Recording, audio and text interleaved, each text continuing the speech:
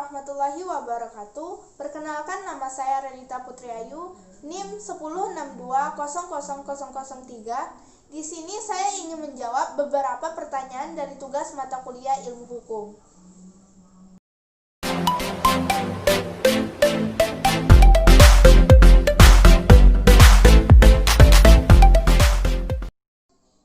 Saya mengambil jurusan hukum ini karena saya sangat menyukai jurusan hukum, dan bukan tanpa alasan saya menyukai jurusan hukum ini. Menurut saya, hukum itu membentuk menjadi pribadi yang pemberani, kritis, peka, komunikatif, lugas, dan mampu menganalisa masalah lebih mendalam. Karena itu saya mengambil jurusan hukum ini.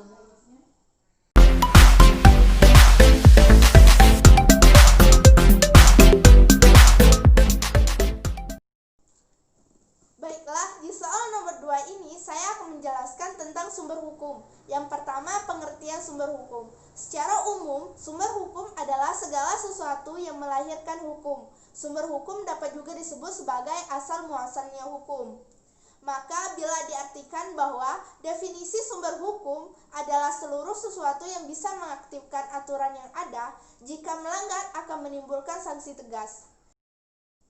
Dan di sini terdapat dua sumber hukum, yaitu sumber hukum material dan sumber hukum formal.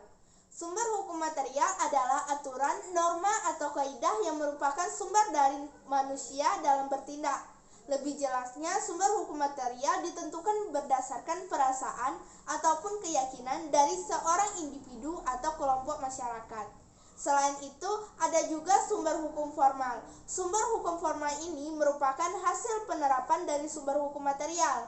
Penerapan ini dilakukan agar semua objek hukum bisa menaatinya dan hukum bisa berjalan dengan baik. Di sini ada beberapa jenis sumber hukum formal. Yang pertama, undang-undang. Undang-undang merupakan segala sesuatu aturan yang mempunyai kekuatan hukum yang mengikat, yang dijaga oleh pemerintah negara itu. Contohnya undang-undang, peraturan pemerintah, dan perpu. Yang kedua, kebiasaan. Kebiasaan ini merupakan segala macam tingkah laku yang sama serta juga dilaksanakan dengan secara terus-menerus sehingga menjadi hal yang umum dilakukan.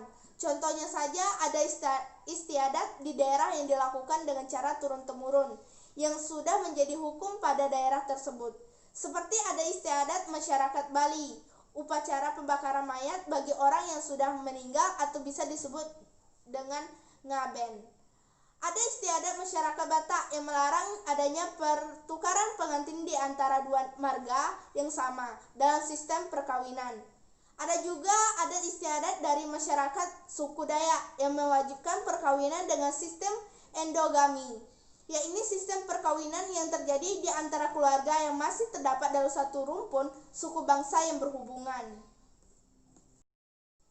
Yang ketiga, jurisprudensi. Jurisprudensi merupakan segala macam keputusan hakim dari masa lampau atau juga masa lalu terhadap sebuah perkara yang sama, sehingga dijadikan keputusan oleh hakim di masa kini.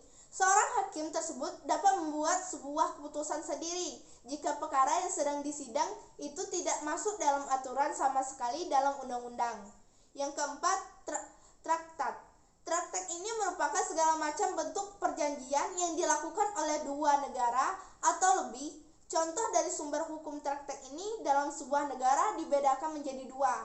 Yang pertama, traktat bilateral, di mana traktat bilateral ini merupakan sebuah jenis traktat atau perjanjian yang dibentuk oleh dua negara saja.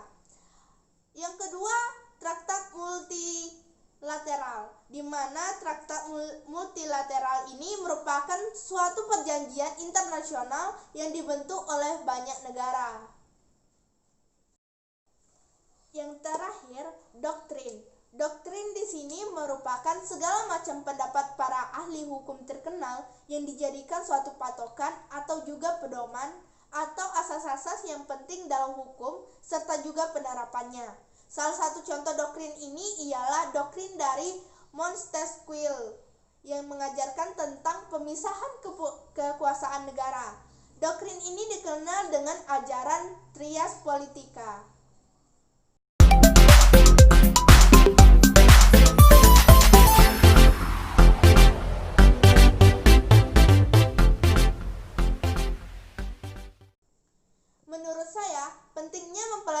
ilmu hukum bagi mahasiswa ialah yang pertama, melalui pemahaman hukum, mahasiswa tentu bisa merubah paradigma terhadap hukum yang selama ini masih kurang mendapat citra yang baik di masyarakat.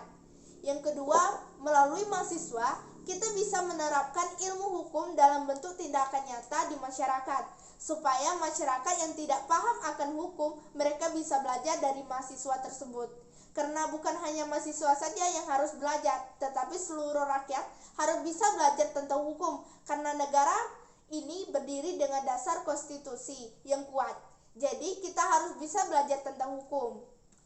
Saya rasa cukup sekian, terima kasih. Saya tutup dengan wabillahi taufiq wal hidayah. Wassalamualaikum warahmatullahi wabarakatuh.